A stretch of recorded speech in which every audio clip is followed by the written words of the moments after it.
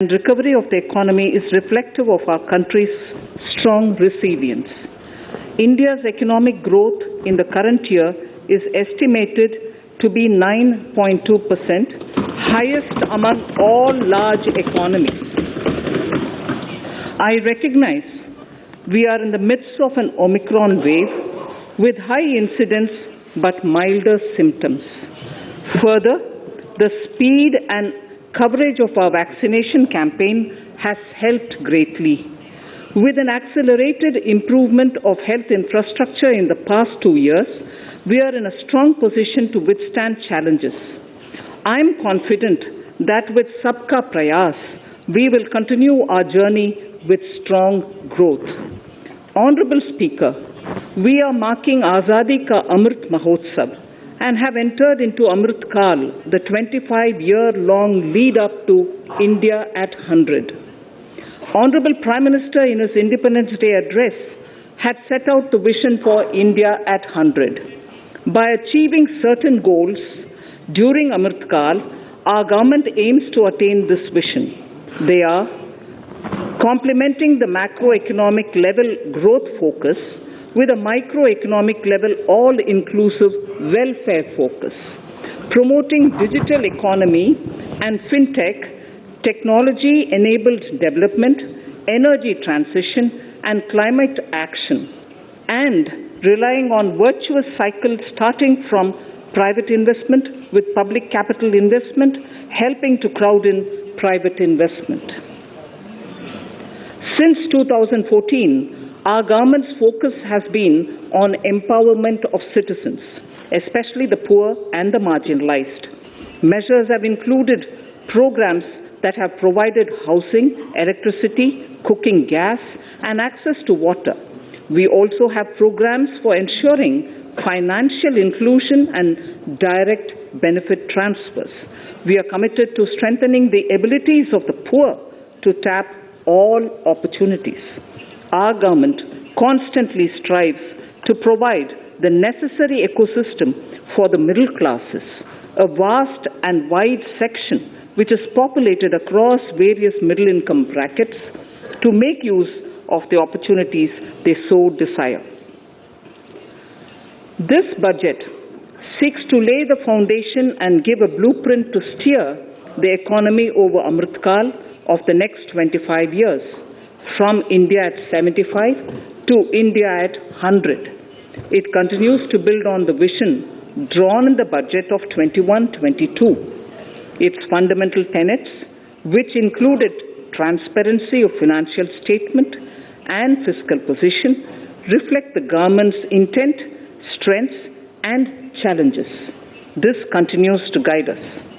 The initiatives of the last year's budget have seen significant progress and have been provided with adequate allocations in this budget as well.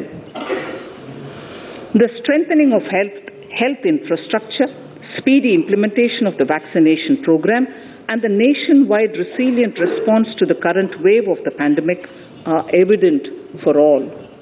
The productivity-linked incentive in 14 sectors for achieving the vision of Atmanirbhar Bharat has received excellent response, with potential to create 60 lakh new jobs and an additional production of 30 lakh crore during next 5 years. Towards implementation of the new public sector enterprise policy, the strategic transfer of ownership of Air India has been completed. The strategic partner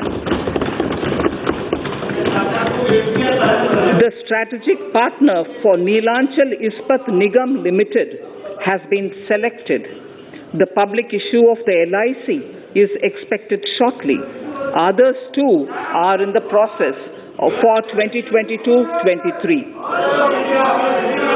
The National Bank आपको पर्याप्त मौका पर्याप्त अवसर मिलेगा बेटे बेटे टिप्पणी मत कीजिए. The National Bank for Infrastructure Development and National Asset Reconstruction Company have commenced their activities.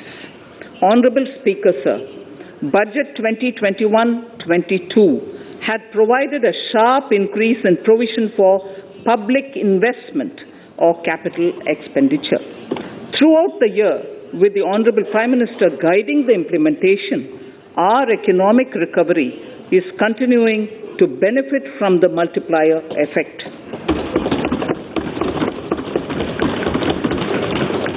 This budget continues to provide impetus for growth. It lays a parallel track of 1.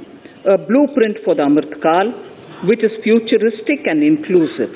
This will directly benefit our youth, women, farmers, the scheduled castes, and the scheduled tribes. And number 2, big private-public investment. Number 2, big public investment for modern infrastructure, readying for India at 100. This shall be guided by PM Gati Shakti and be benefited by the synergy of multimodal approach. Moving forward on this parallel track, we lay the following 4 priorities: PM Gati Shakti, inclusive development, productivity enhancement and investment, sunrise opportunities, energy transition, and climate action, and 4, financing of investments.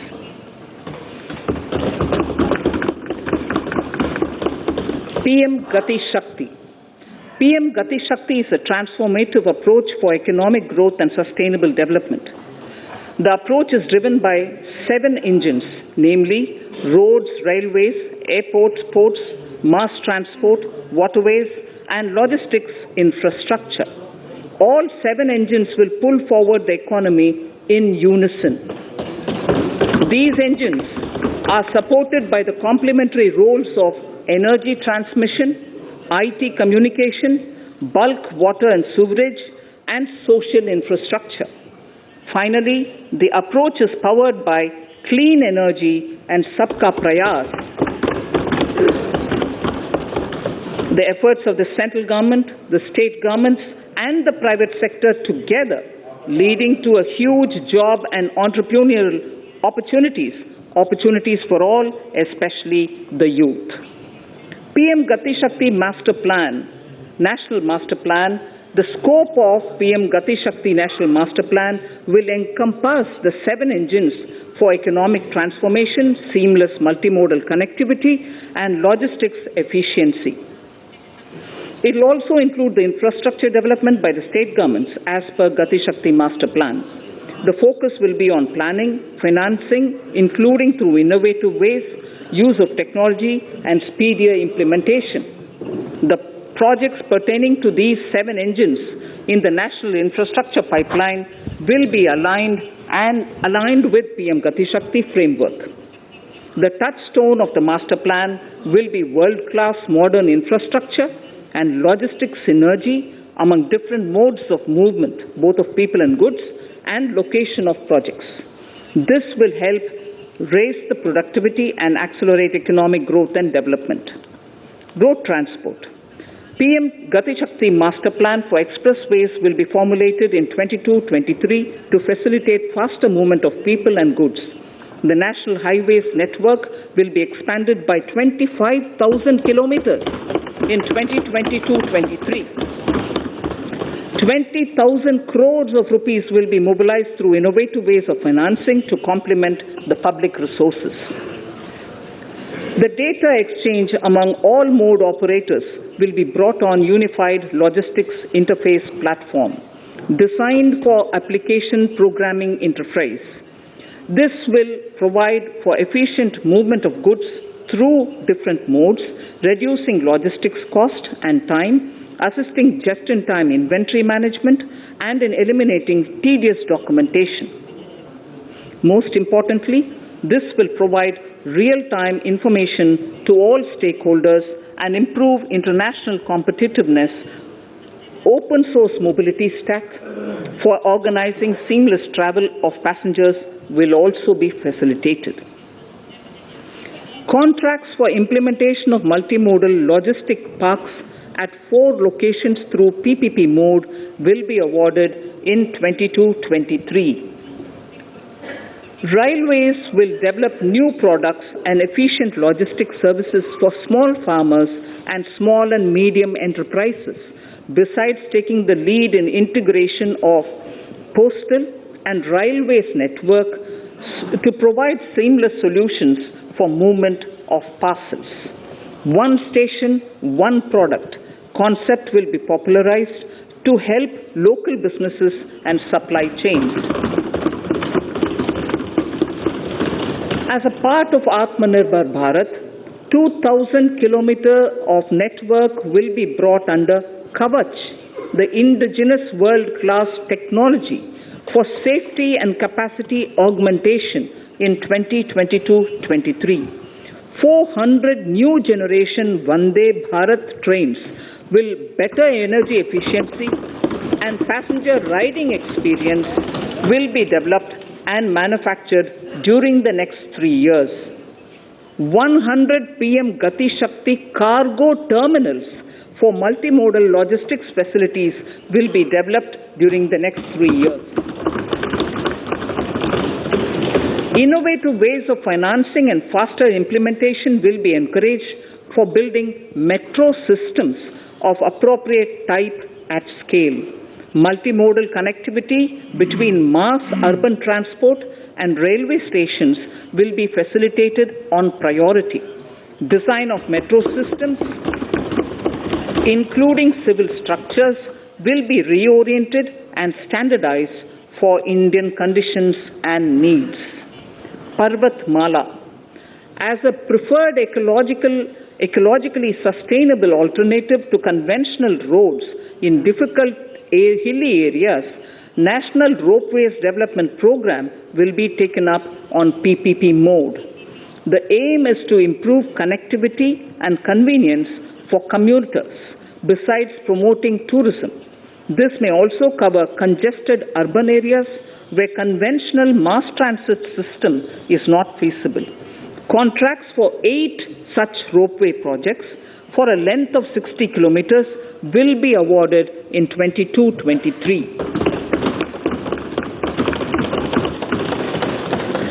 With technical support from the Capacity Building Commission, central ministries, state governments, and their infra agencies will have their skills upgraded. This will ramp up capacity in planning, design, financing, including innovative ways, and implementation management of the PM Gati Shakti infrastructure projects. Inclusive development, our second priority. Agriculture. The procurement of wheat in Rabi 21-22 and the estimated procurement of paddy in Kharif 21-22 will cover 1,208 lakh metric tons of wheat and paddy from 163 lakh farmers and 2.37 lakh crores will be the direct payment of MSP value to their accounts. Chemical-free natural farming will be promoted throughout the country with a focus on farmers' lands in 5-kilometer wide corridors along the river Ganga at the first stage. 2023 has been announced as the International Year of Millets. Support will be provided for post-harvest value addition, enhancing domestic consumption, and for branding millet products nationally and internationally. To reduce our dependence on import of oil seeds, a rationalized and comprehensive scheme to increase domestic production of oil seeds will be implemented. For delivery of digital and high-tech services to farmers, with involvement of public sector research and extension institutions, along with private agri-tech players and stakeholders of agri-value chains, a scheme in PPP mode will be launched.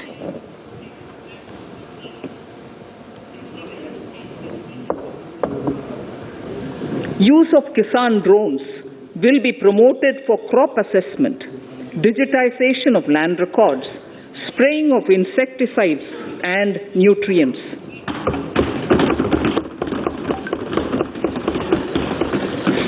will be encouraged to revise syllabi of agricultural universities to meet the needs of natural, zero budget, and organic farming, modern day agriculture, value addition, and management. A fund with blended capital raised under the co-investment model will be facilitated through the NABARD. This is to finance startups for agriculture and rural enterprise relevant for farm produce value chain. The activities of these startups will include inter alia, support for FPOs, machinery for farmers on rental basis at farm level, and technology including IT-based support. The implementation of the Kane-Betwa link project at an estimated cost of 44,605 crores will be taken up.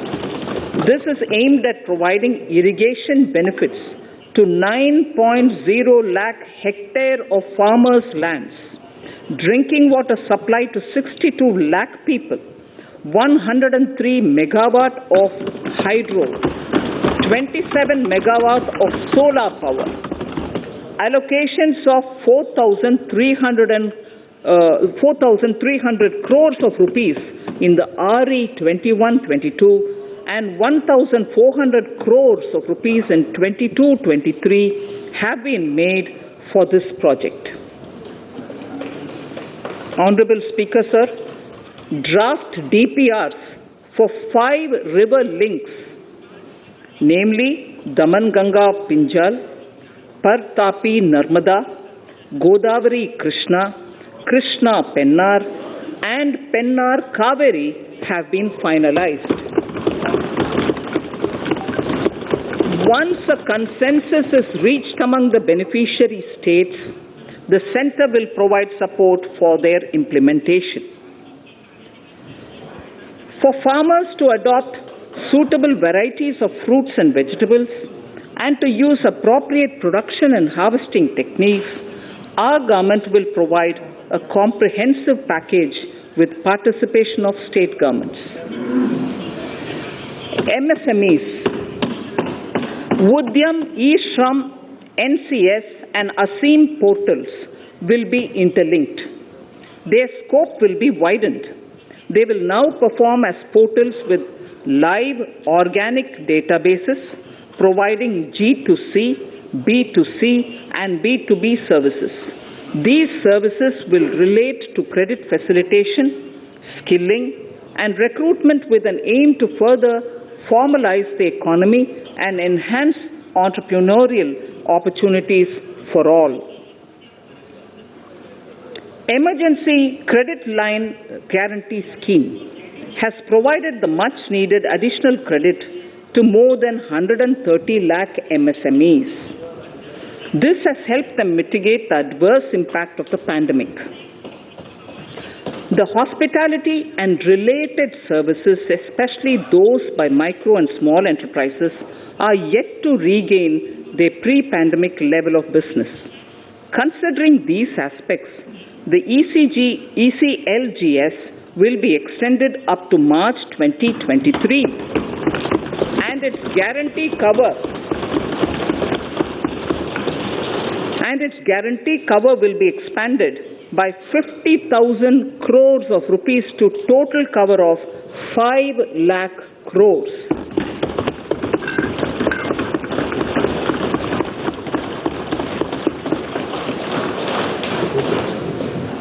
With the additional amount being earmarked exclusively for the hospitality and related sectors. Credit Guarantee Trust for Micro and Small Enterprises, CGTMSE, scheme will be revamped with required infusion of funds. This will facilitate additional credit of 2 lakh crore for micro and small enterprises and expand employment opportunities.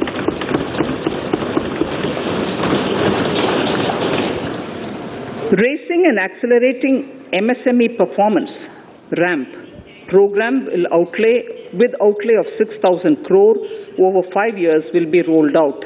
This will help MSME sector become more resilient, competitive, and efficient.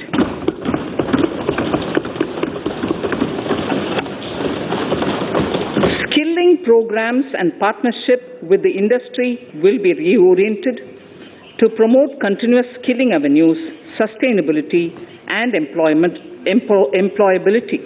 The National Skill Qualification Framework will be aligned with dynamic industry needs. Digital ecosystem for skilling and livelihood, the Desh Stack e-portal, will be launched. This aims to empower citizens to skill, reskill, or upskill through online training. It will also provide API-based trusted skill credentials, payment and discovery layers to find relevant jobs and entrepreneurial opportunities. Startups will be promoted to facilitate Drone Shakti through varied applications and for drone as a service.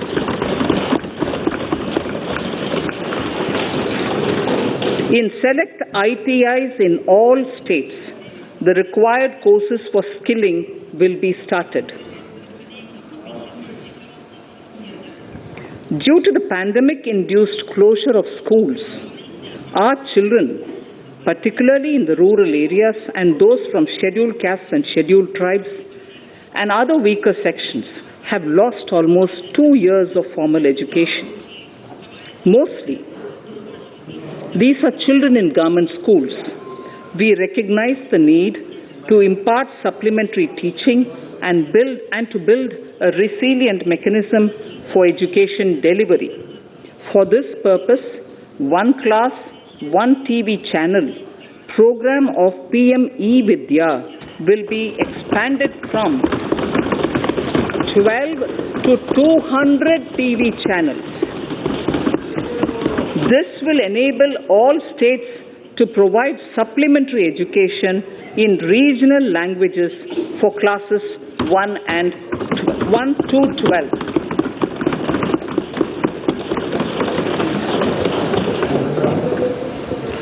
High-quality e-content in all spoken languages will be developed for delivery via internet, mobile phones, TV, and through radio and digital teachers. A competitive mechanism for development of quality e-content by the teachers will be set up to empower and equip them with digital tools of teaching and facilitate better learning outcomes. A digital university will be established to provide access to students across the country for world-class quality universal education with personalized learning experience at their doorsteps. This will be made available in different Indian languages and ICT formats. The university will be built on a networked hub and spoke model, with the hub building cutting-edge ICT expertise. The best public universities and institutions in the country will collaborate as a network of hub and spoke.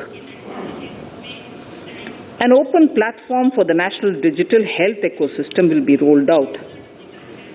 It will consist of digital registries of health providers and health facilities, unique health identity, consent framework, and universal access to health facilities. The pandemic has accentuated mental health problems in people of all ages.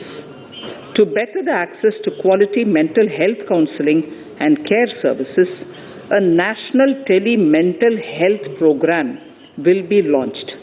This will include a network of 23 tele-mental health centers of excellence, with NIMHANS being the nodal center, and International Institute of Information Technology, Bangalore, IIIT Bangalore, providing technology support. Recognizing the importance of Nari Shakti as a harbinger of our bright future and for women-led development, during the Amritkal, our government has comprehensively revamped the schemes of the Ministry of Women and Child Development. Accordingly, 3 schemes, namely Mission Shakti, Mission Vatsalya, Saksham Anganwadi and Poshan 2.0 were launched recently to provide integrated benefits to women and children. Saksham Anganwadis are a new generation Anganwadis that have better infrastructure and audio-visual aids, powered by clean energy and providing improved environment for early childhood development. 2 lakh Anganwadis will be upgraded under this scheme. Current coverage of Har Ghar Nal Se Jal is 8.7 crores. Of this, 5.5 crore households were provided tap water in last 2 years itself. Allocation of 60,000 crores of rupees has been made with an aim to cover 3.8 crore households in 2022 and 23.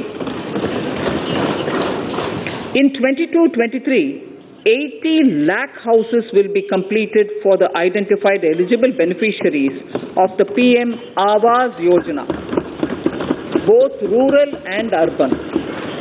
48,000 crores is allotted for this purpose. The central government will work with the state governments for reduction of time required for all land and construction related approvals, for promoting affordable housing for middle class and for the economically weaker sections in urban areas.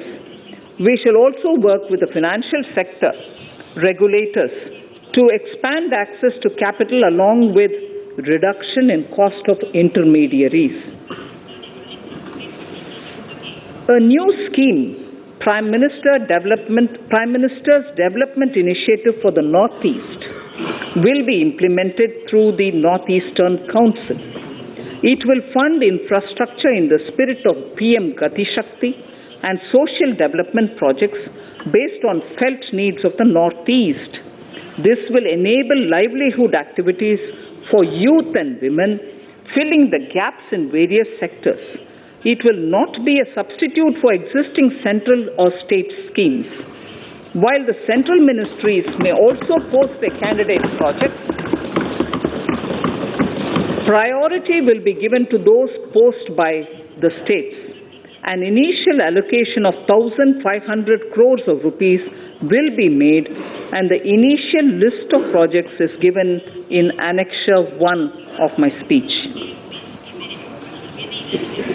Our vision to improve the quality of life of citizens in the most backward districts of the country through Aspirational Districts program has been translated into reality in a very short span of time.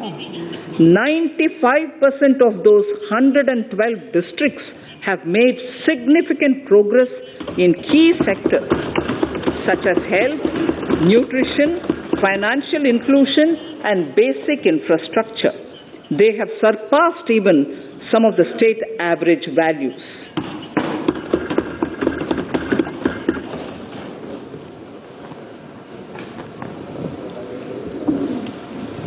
However, in those districts, some blocks continue to lag. In 22-23, the program will focus on such blocks in those districts. Border villages with sparse population, limited connectivity, and infrastructure often get left out from the development gains. Such villages on the northern border will be covered under a new Vibrant Villages program. The activities will include construction of village infrastructure, housing, tourist centers, road connectivity, provisioning of decentralized renewable energy, direct-to-home access for Doordarshan and educational channels, and support for their livelihood generation. Additional funding for these activities will be provided. Existing schemes will be converged. We will define their outcomes and monitor them on a constant basis. In 2022, 100% of 1.5 lakh post offices will come on the core banking system, enabling financial inclusion and access to accounts through net banking, mobile banking, ATMs, and also provide online transfer of funds between post office accounts and bank accounts. This will be helpful, especially for farmers and senior citizens in rural areas, enabling interoperability and financial inclusion. Honorable Speaker, sir, in recent years, digital banking, digital payments, and fintech innovations have grown at a rapid pace in the country. Government is continuously encouraging these sectors to ensure that the benefits of digital banking reach every nook and corner of the country in a consumer-friendly manner.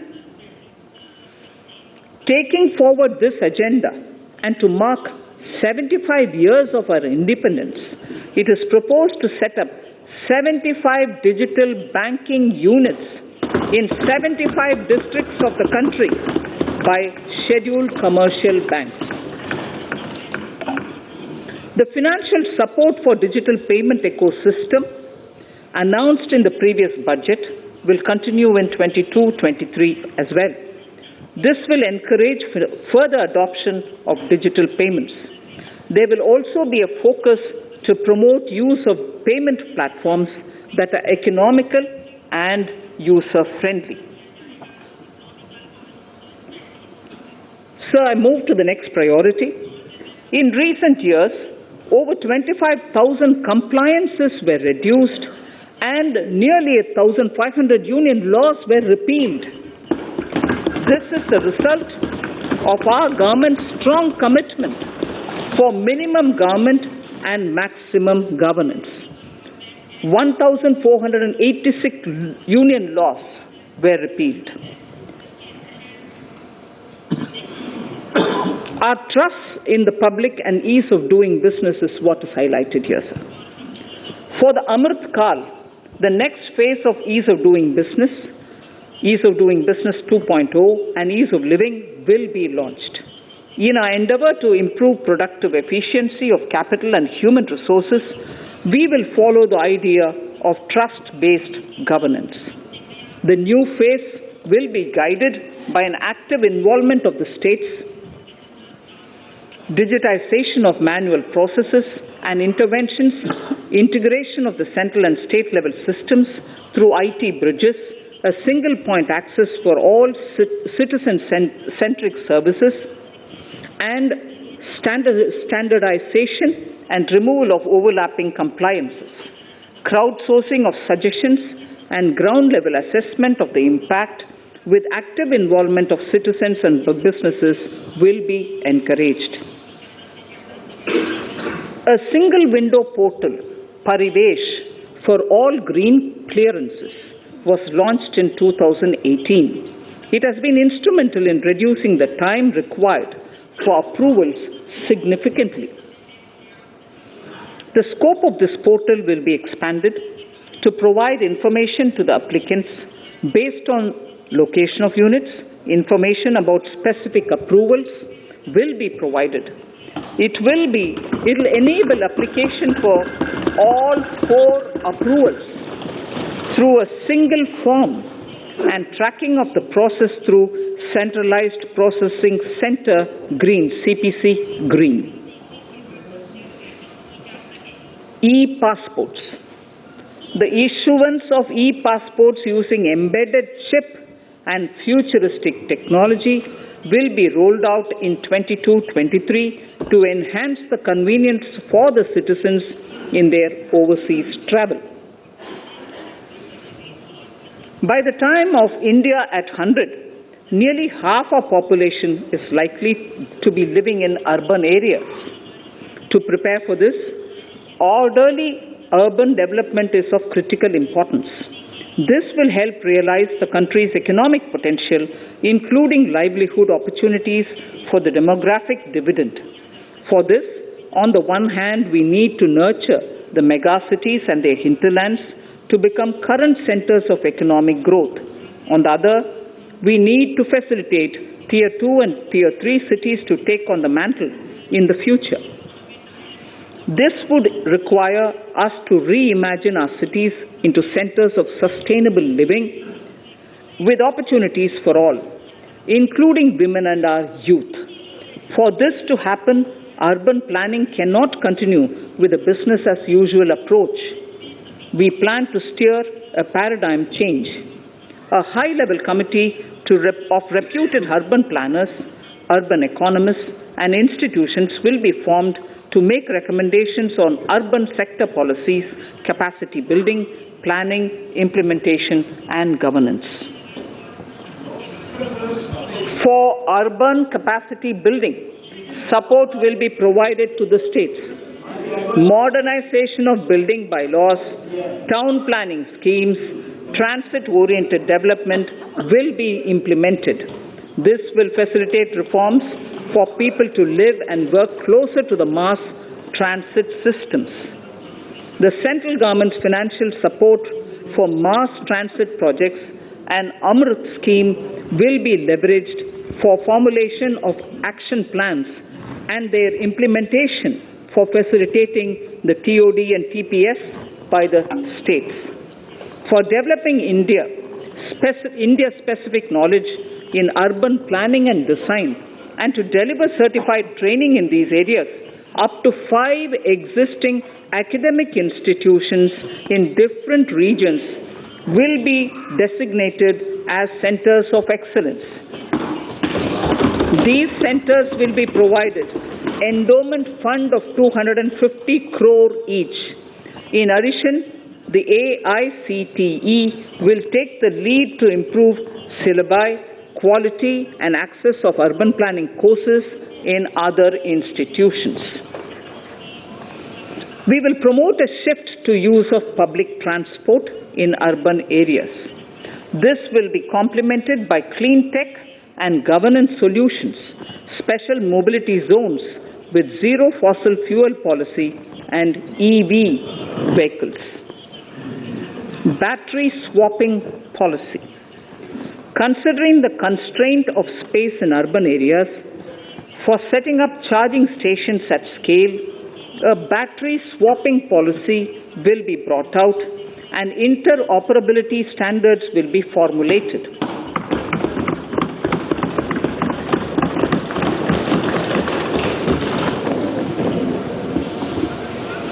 The private sector will be encouraged to develop sustainable and innovative business models for battery or energy as a service. This will improve efficiency in the EV ecosystem. Efficient use of land resources is a strong imperative.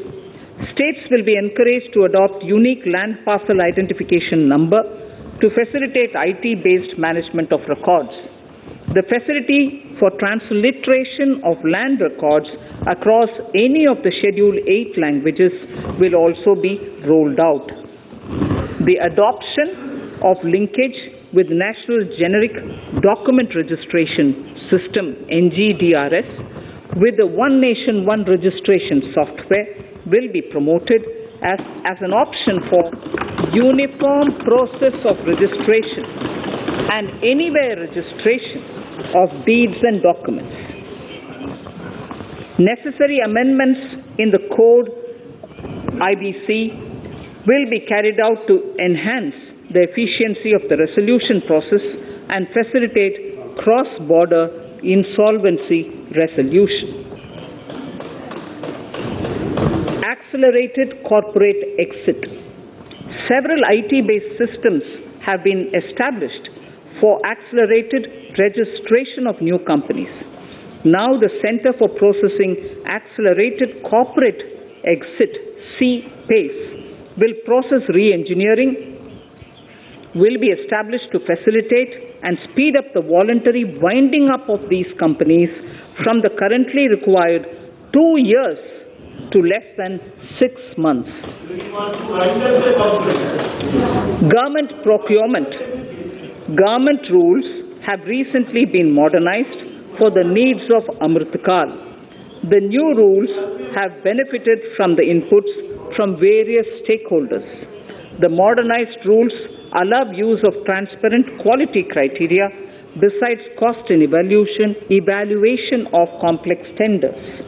Provisions have been made for payment of 75% of running bills mandatorily within 10 days and for encouraging settlements of disputes through conciliation. As a further step to enhance transparency and to reduce delays in payments, a completely paperless, end-to-end online e-bill system will be launched for use by all central ministries for their procurements. The system will enable the suppliers and contractors to submit online their digitally signed bills and claims and track their status from anywhere. To reduce indirect cost for suppliers and work contractors, the use of surety bonds as a substitute for bank guarantee will be made acceptable in government procurements. Business such as gold imports may also find this useful. IRDAI, insurance regulator, has given the framework for issue of surety bonds by insurance companies. AVGC Promotion Task Force. The animation, visual effects, gaming and comic, the AVGC sector, offers immense potential to employ youth. An AVGC Promotion Task Force with all stakeholders will be set up to recommend ways to realize this and build domestic capacity for serving our markets and the global demand. Telecom sector. Telecommunications in general and 5G technology in particular can enable growth and offer job opportunities. Required spectrum auctions will be conducted in 2022 to facilitate rollout of 5G mobile services within 2022-23 by private telecom providers. A scheme for design-led manufacturing will be launched to build a strong ecosystem for 5G as part of the production-linked incentive scheme. To enable affordable broadband and mobile service proliferation in rural and remote areas, 5% of annual collections under the Universal Service Obligation Fund will be allocated. This will promote R&D and commercialization of technologies and solutions. Our vision is that all villages and their residents should have the same access to e-services, communication facilities, and digital resources as urban areas and their residents. The contracts for laying optical fiber in all villages, including remote areas, will be awarded under the BharatNet project through PPP in 22 and 23. Completion is expected in 2025. Measures will be taken to enable better and more efficient use of the optical fiber. Export promotion.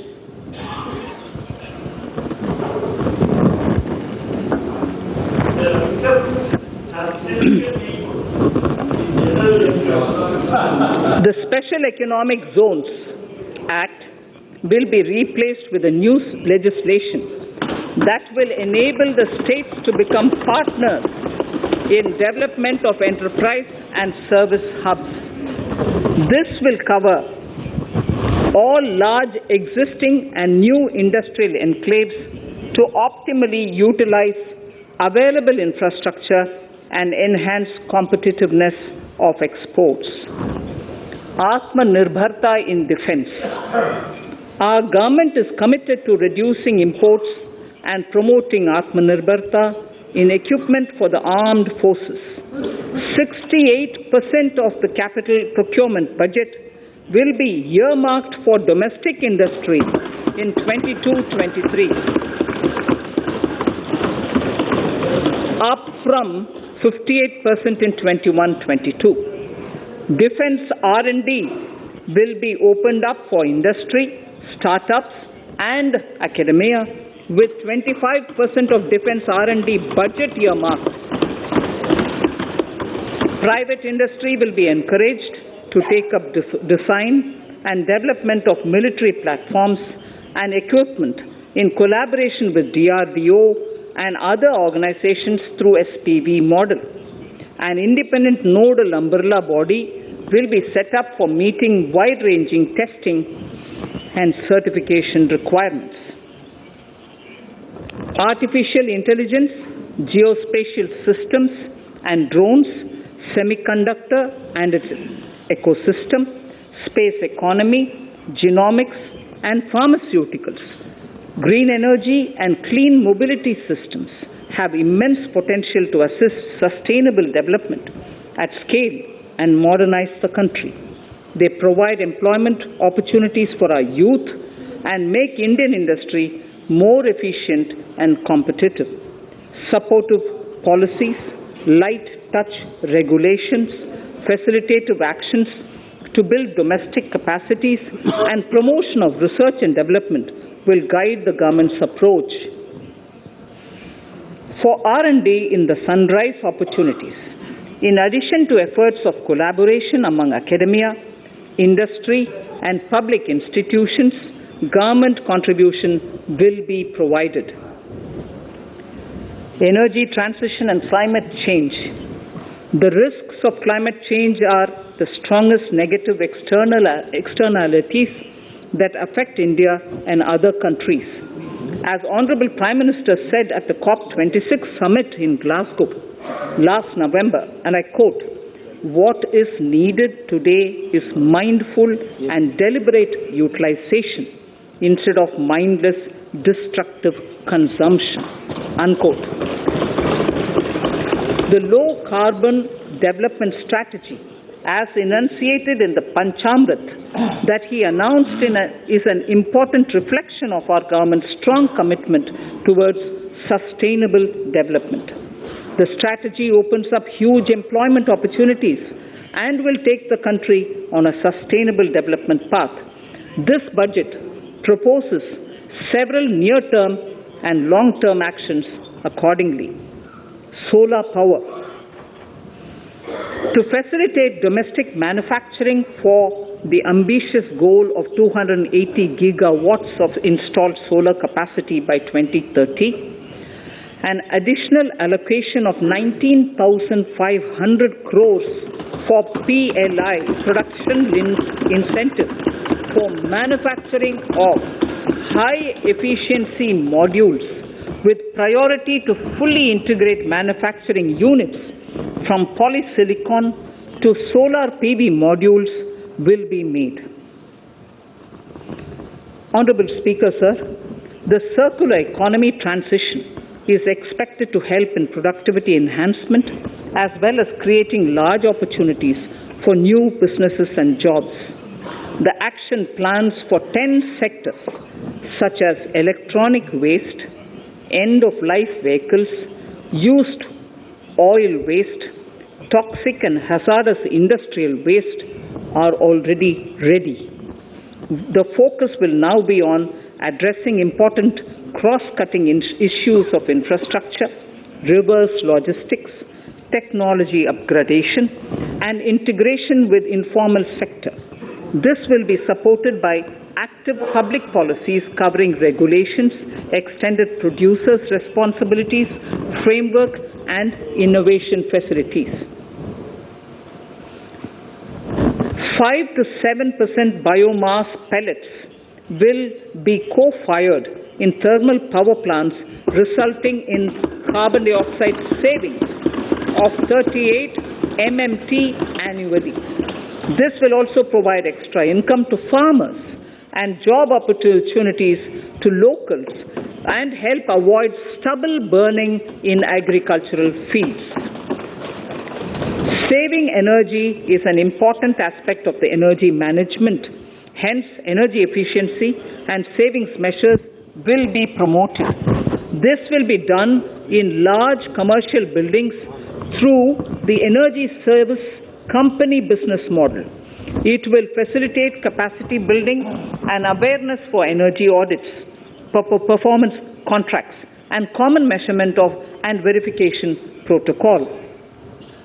4 pilot projects for coal gasification and conversion of coal into chemicals required for the industry will be set up to evolve technical and financial viability.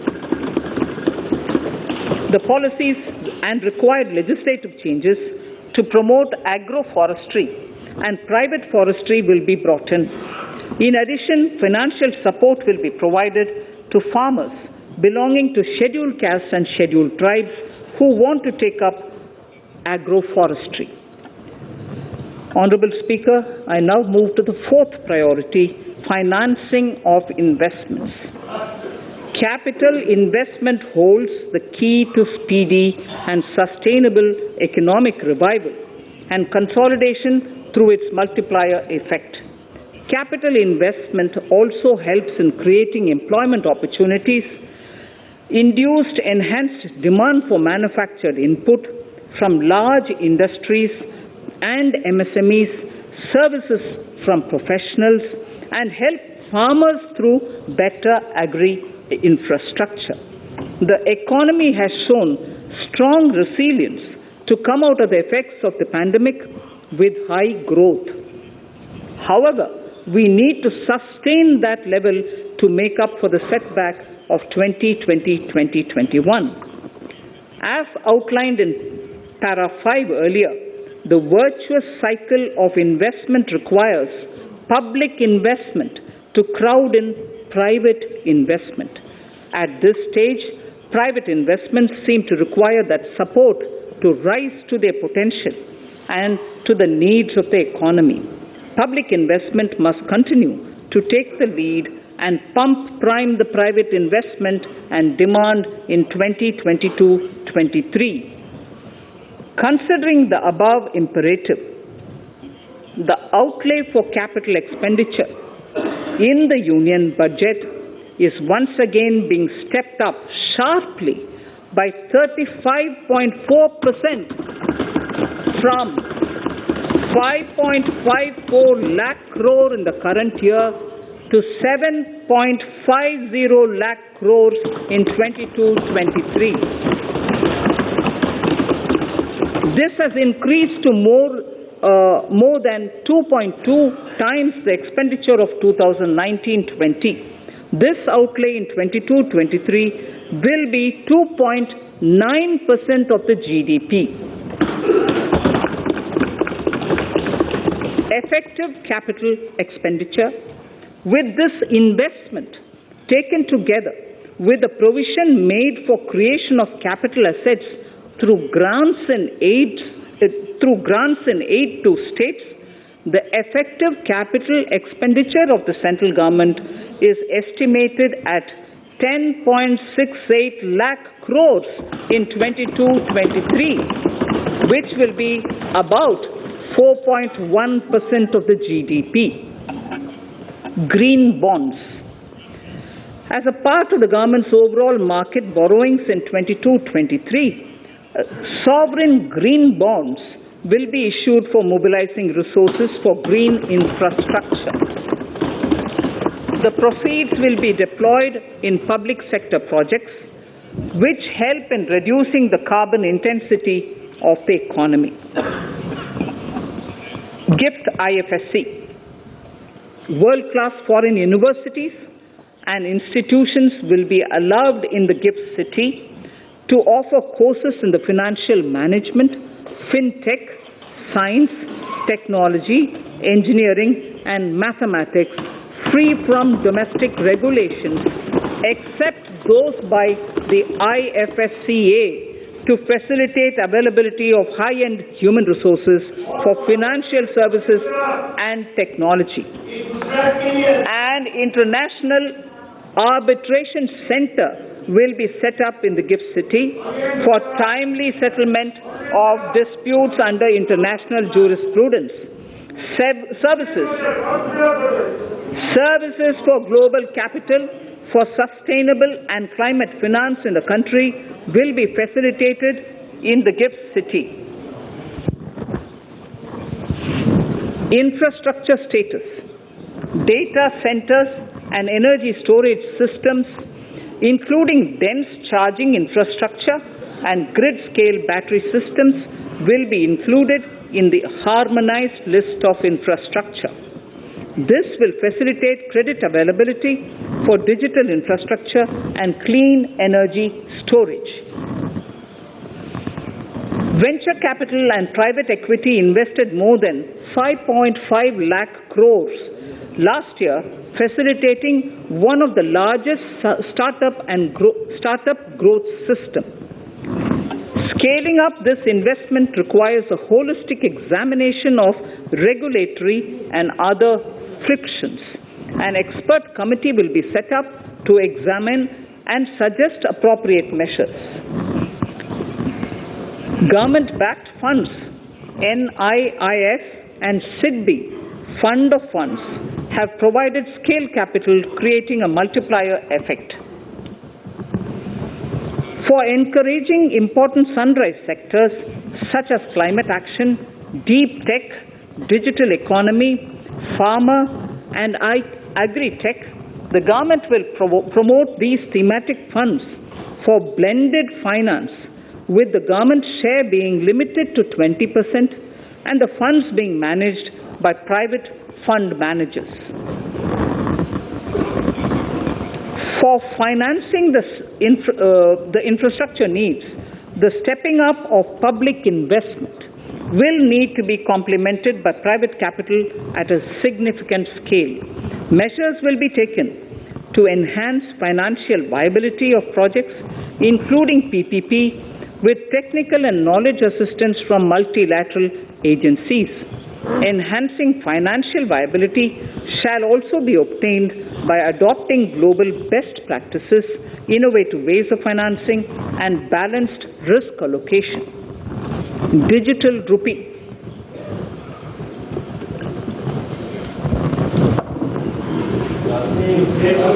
Introduction of a central bank digital currency will give a big boost to digital economy. Digital currency will also lead to a more efficient and cheaper currency management system.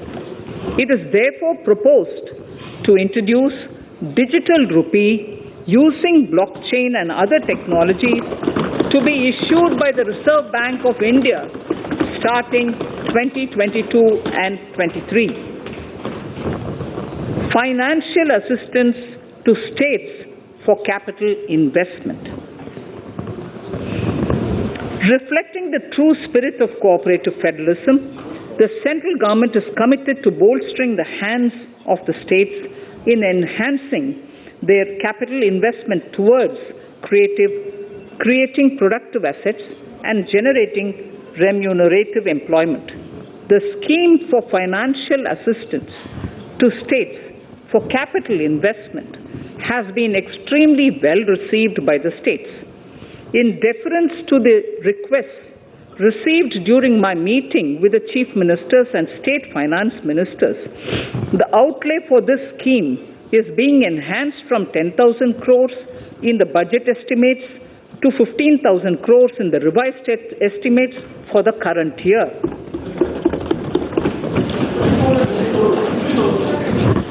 For 22-23,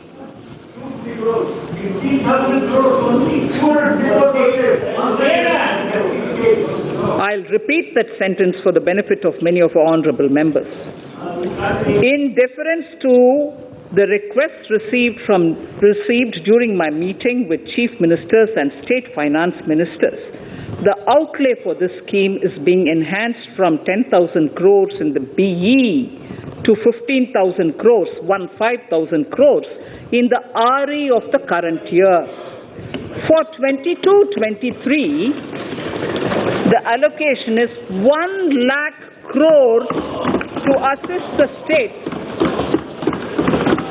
in catalyzing the overall investments in the economy. These 50-year interest-free loans are over and above the normal borrowings allowed to the states, are over and above the normal borrowings to the states. This allocation will be used for PM Gati Shakti related and other productive capital investments of the states. It will also include components for supplemental funding for priority segments of PM Gram Sadak Yojana, including support for the state share, digitization of the economy, including digital payments and completion of OFC network, and reforms related to building bylaws, town planning schemes, transit-oriented development, and transferable development rights.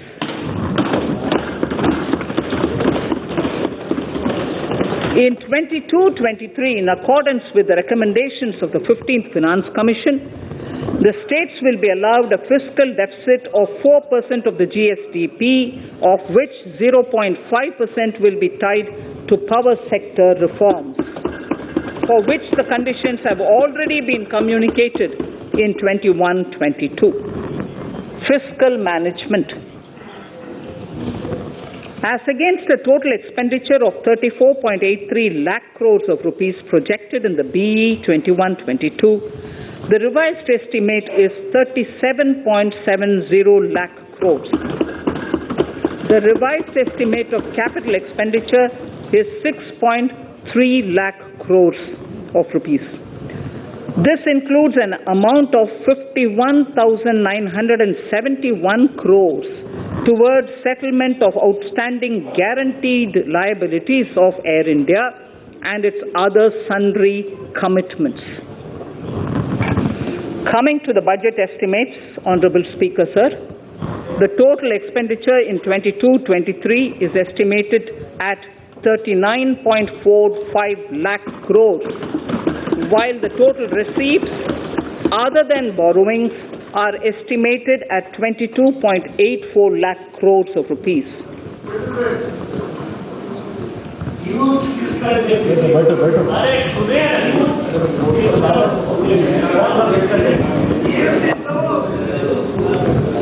The revised fiscal deficit, Honorable Speaker, in the current year is estimated at 6.9% of the GDP, as against 6.8% projected in the budget estimates. The fiscal deficit is in 22-23 is estimated at 6.4% of the GDP, which is consistent with the broad path of the fiscal consolidation announced by me last year to reach a fiscal deficit level below 4.5% by 25-26. While setting the fiscal deficit level in 22-23, I am conscious of the need to nurture growth through public investment to become stronger and sustainable. I will now move to part B of my speech.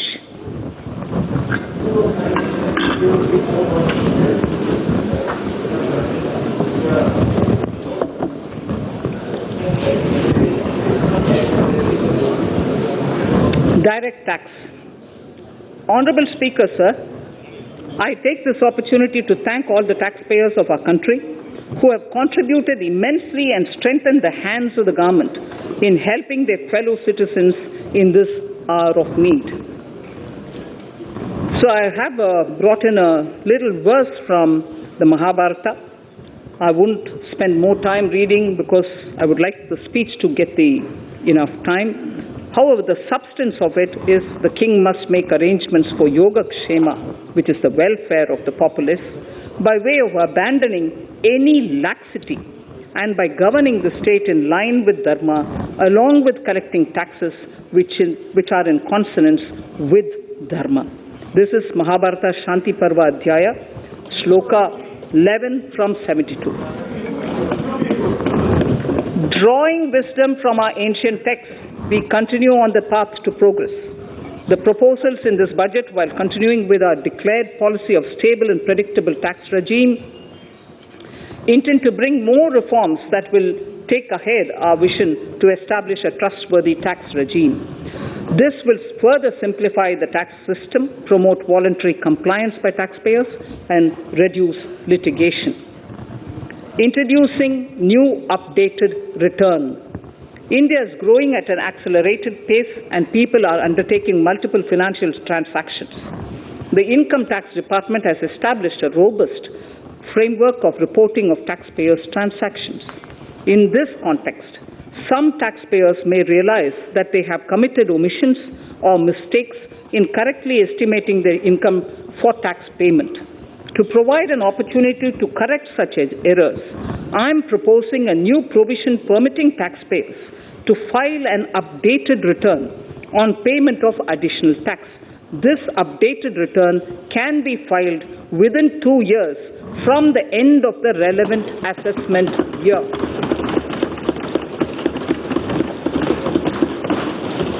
Honorable Speaker, sir, presently, if the department finds out that some income has been missed out by an assessee, it goes through a lengthy process of adjudication. Instead, with this proposal now, there will be a trust repost in the taxpayers that will enable the assessee herself to declare the income that she may have missed out earlier while filing her return. Full details of the proposal are given in the finance bill. It is an affirmative step in the direction of voluntary compliance.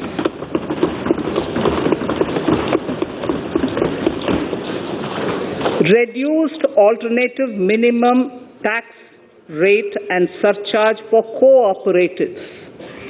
Currently, cooperative societies are required to pay alternate minimum tax at the rate of 18 and 1.5%. However, companies pay the same rate, the same, which is the alternate minimum tax, at the rate of 15%. To provide a level playing field between cooperative societies and companies, I propose to reduce this rate for the cooperative societies also to 15%. Honorable Speaker, sir, I also propose to reduce the surcharge on cooperative societies from the present 12% to 7% for those having total income of more than 1 crore and up to 10 crores. This would help in enhancing income of cooperative societies and its members who are mostly from the rural and from farming communities. Tax relief to persons with disability. The parent or guardian of a differently abled person can take an insurance scheme for such person. The present law provides for deduction to the parent or guardian only if the lump sum payment or annuity is available to the differently abled person on the death of the subscriber, that is the parent or the guardian. There could be situations where the differently abled dependent may need payment of annuity or lump sum amount even during the lifetime of their parent or guardian. I propose thus to allow the payment of annuity and lump sum amount to the differently abled dependent during the lifetime of the parent and guardians, that is parent or guardians, attaining the age of 60 years. Parity between employees of the state and central governments. At present, the central government contributes 14% of the salary of its employee to the National Pension System, NPS, Tier 1. This is allowed as a deduction in computing the income of the employee. However, such deduction is allowed only to the extent of 10% of the salary in case of employees of the state governments. To provide equal treatment to both central and state government employees, I propose to increase the tax deduction limit from 10% to 14% on employers' contribution to the MPS account of state government employees as well. This would help in enhancing the social security benefits of the state government employees and bring them at par with central government employees. Incentives for startups. Startups have emerged as drivers of growth for our economy. Over the past few years, the country has seen a manifold increase in successful startups. Eligible startups established before 31/3/2022 had been provided a tax incentive for 3 consecutive years out of the 10 years from incorporation.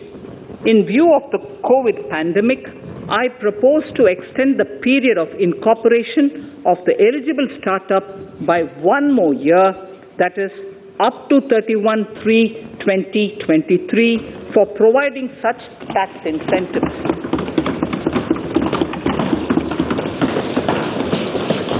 Incentives for newly incorporated manufacturing entities under concessional tax regime. In an effort to establish a global competitive business environment for certain domestic companies, a concessional tax regime of 15% was introduced by our government for newly incorporated domestic manufacturing companies. I propose to extend the last date for commencement of manufacturing or production under Section 115B(ab) by 1 more year, that is from 31st March 2023 to 31st March 2024.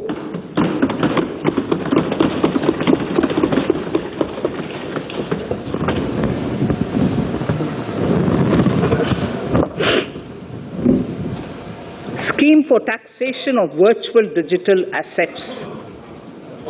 There has been a phenomenal increase in transaction in virtual digital assets. The magnitude and frequency of these transactions have made it imperative to provide for a specific tax regime. Accordingly, for the taxation of virtual digital assets, I propose to provide that any income from transfer of any virtual digital asset shall be taxed at the rate of 30%. No deduction in respect of any expenditure or allowance shall be allowed while computing such income except cost of acquisition. Further, loss from transfer of virtual digital asset cannot be set off against any other income. Further, in order to capture the transaction details, I also propose to provide for TDS on payment made in relation to transfer of virtual digital asset at the rate of 1% of such consideration above a monetary threshold. Gift of virtual digital asset is also proposed to be taxed in the hands of the recipient.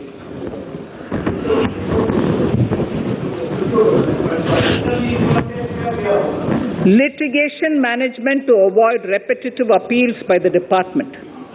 It has been observed that a lot of time and resources are consumed in filing of appeals which involve identical issues.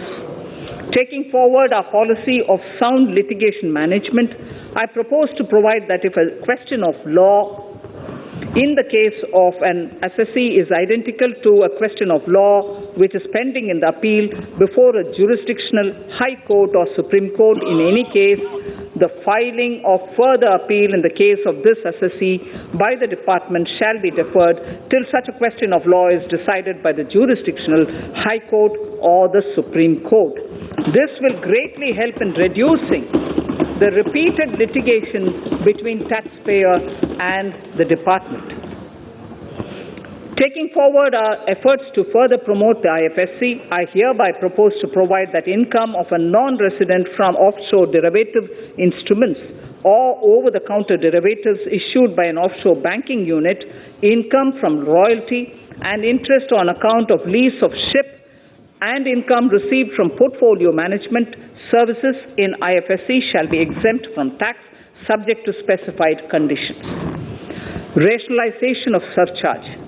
In the globalized business world, there are several work contracts whose terms and conditions mandatorily require formation of a consortium. The members in the consortium are generally companies.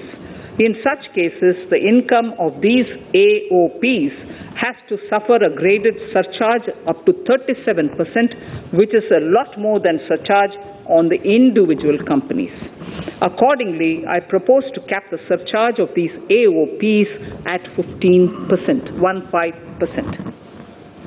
Further, the long-term capital gains on listed equity shares, units, etc., are liable to maximum surcharge of 15%, while other long-term capital gains are subjected to a graded surcharge which goes up to 37%. I propose to cap the surcharge on long-term capital gains arising on transfer of any type of assets at 15%. This step will give a boost to startup community, and along with my proposal on the extended tax benefits to manufacturing companies and startups, reaffirms our commitment to Atmanirbhar Bharat. Clarification in relation to health and education cess as business expenditure. The income tax is not an allowable expenditure for computation of business income. This includes tax as well as surcharges. The health and education cess is imposed as an additional surcharge on the taxpayer for funding specific government welfare programs. However, some courts have allowed health and education cess as business expenditure, which is against the legislative intent. To reiterate the legislative intent, I propose to clarify that any surcharge or cess on income and profits is not allowable as business expenditure. Deterrence against tax evasion. Honorable Speaker, sir, presently there is ambiguity regarding set-off of brought forward loss against undisclosed income detected in search operations. It has been observed that in many cases where undisclosed income or suppression of sales, etc., is detected, payment of tax is avoided by setting off of losses. In order to bring certainty and to increase deterrence among tax evaders, I propose to provide that no set-off of any loss shall be allowed against undisclosed income detected during search and survey operations.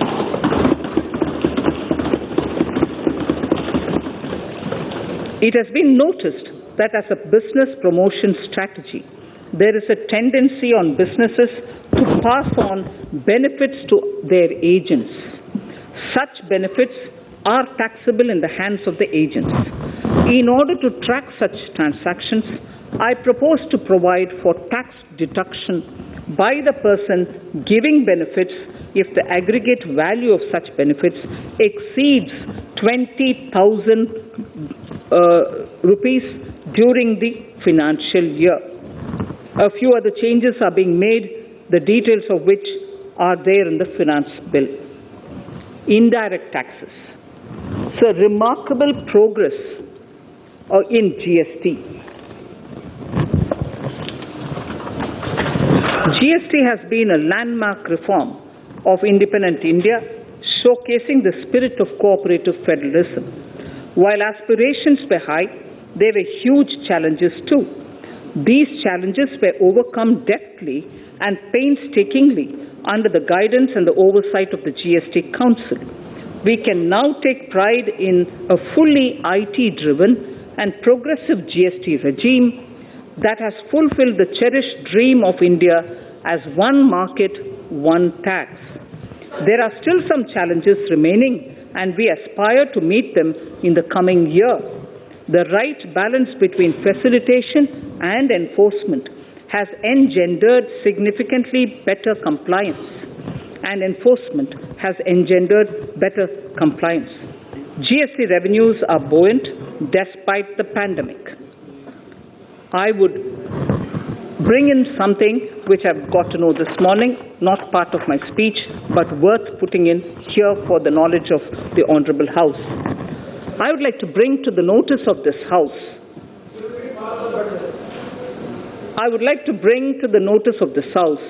that the gross GST collections for the month of January 22 are rupees 1,40,986 crores,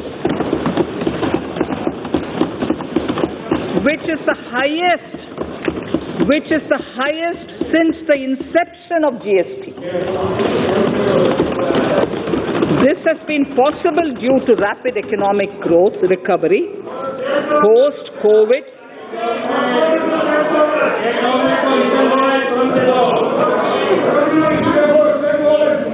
This has been possible due to the rapid economic recovery post-COVID, as well as various policy and administration undertaken by central and state tax administrations. Taxpayers deserve applause for this growth. Not only did they adapt to the changes, but enthusiastically contributed to the cost of paying taxes. Special economic zones. In part A of my speech, I have referred to the proposed reforms in SEZs. Alongside, we will also undertake reforms in customs administration of SEZs, and it shall henceforth be fully IT-driven and function on the Customs National Portal with a focus on higher facilitation and with only risk-based checks. This will ease doing business by SEZ units considerably. This reform shall be implemented by 30th September 2022. Customs reforms and duty rate changes. Customs administration has reinvented itself over the years through liberalized procedures and infusion of technology. Faceless customs has been fully established.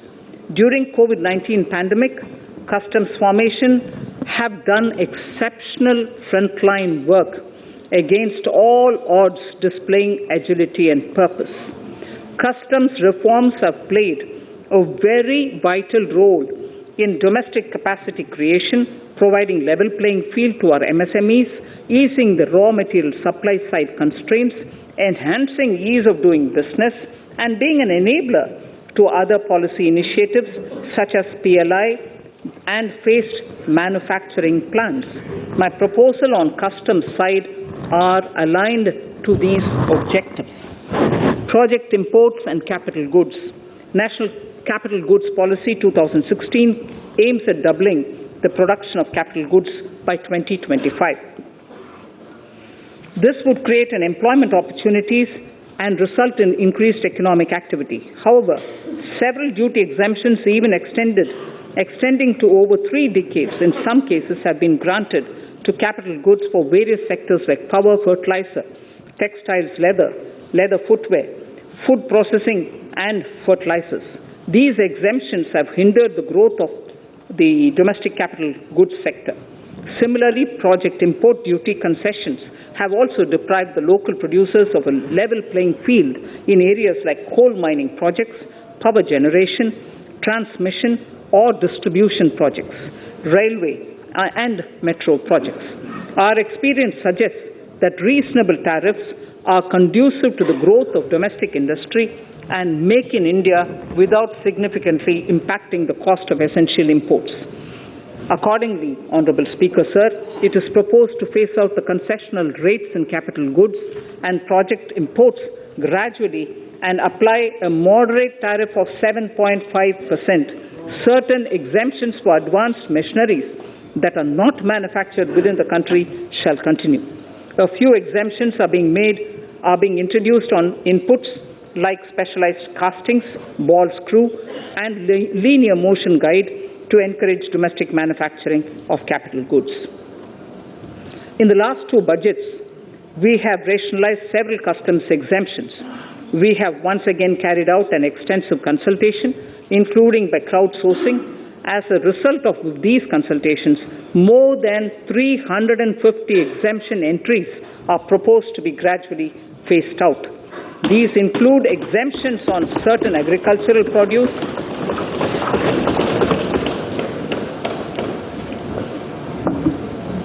chemicals, fabrics, medical devices and drugs, and medicines for which sufficient domestic capacity exists.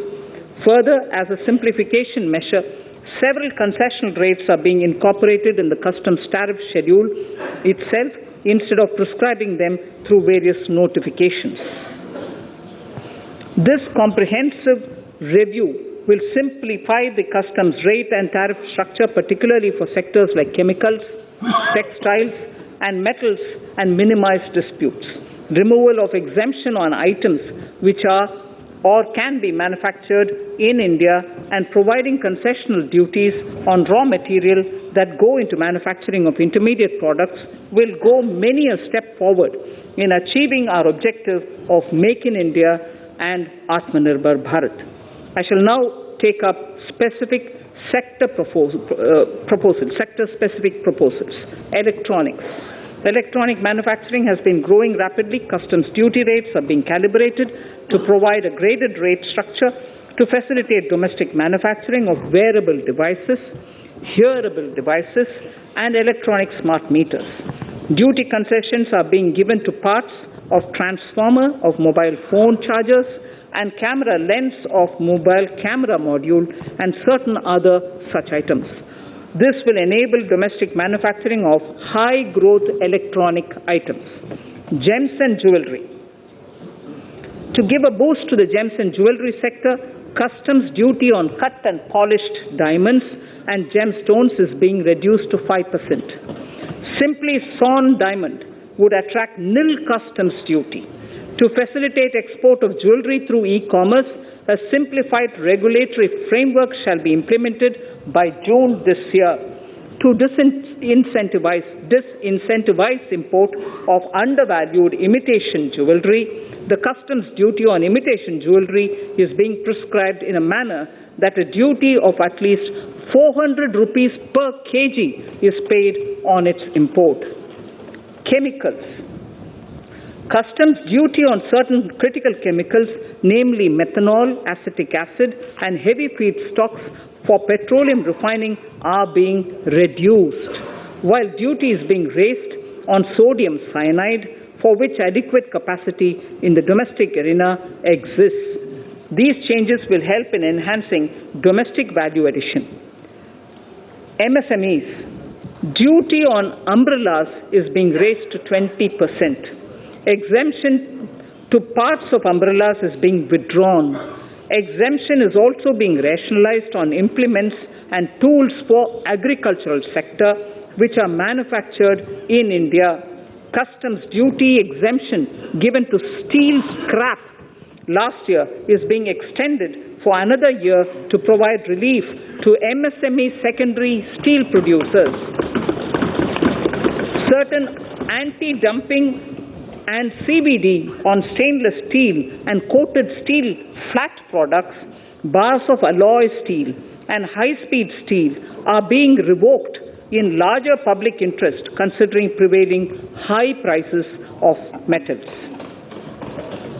To incentivize exports, exemptions are being provided on items such as embellishment, trimmings, fasteners, buttons, zipper, lining material, specified leather, furniture fittings, and packaging boxes that may be needed by bona fide exporters of handicrafts, textiles, leather garments, leather footwear, and other goods.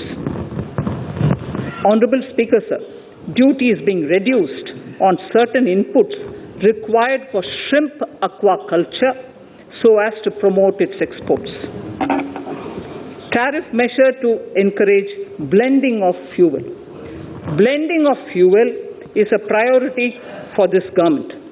To encourage the efforts for blending of fuel, unblended fuel shall attract an additional differential excise duty of rupees 2 per litre from first day of October 22.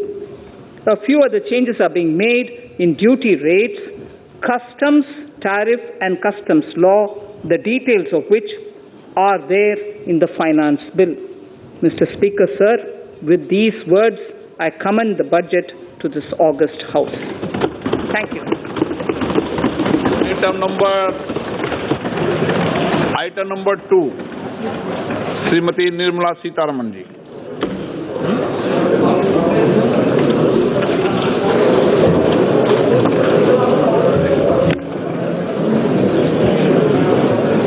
Sir, with your permission, I rise to lay on the table the following statements under Section 3(1) of the Fiscal Responsibility and Budget Management FRBM Act 2003, Medium-Term Fiscal Policy cum Fiscal Policy Strategy Statement and Macroeconomic Framework Statement. Item number 3, Vitt Videk 2020, Nirmala Sitharaman ji.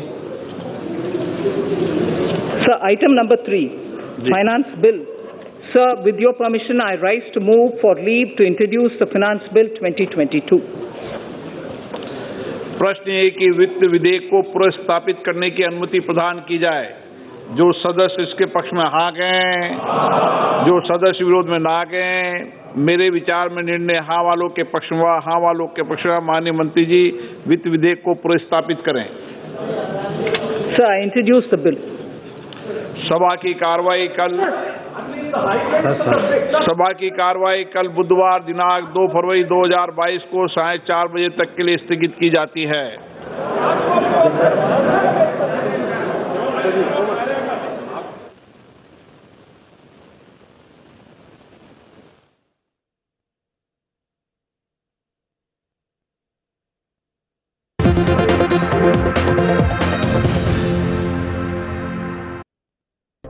Monica, I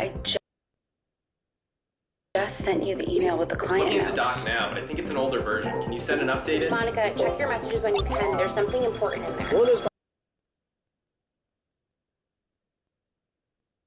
In the direction of giving women at least a fighting chance. This is all wishful thinking. Today also you see 23% of our girls are married off before 18. Your mirror to what India thinks. Everybody had that second thought, how could you be in fashion because you don't look like a person in fashion? And that for me needed to change. We the People, with me, Sarah Jacob, only on NDTV. If you care about it, we'll talk about it. Good evening. It's 8 o'clock. You're watching NDTV for the news that matters, the news you trust. You said in this report that this crisis, like no other, will have a recovery like no other. This is a crisis, it's a global crisis that's not going to be solved locally.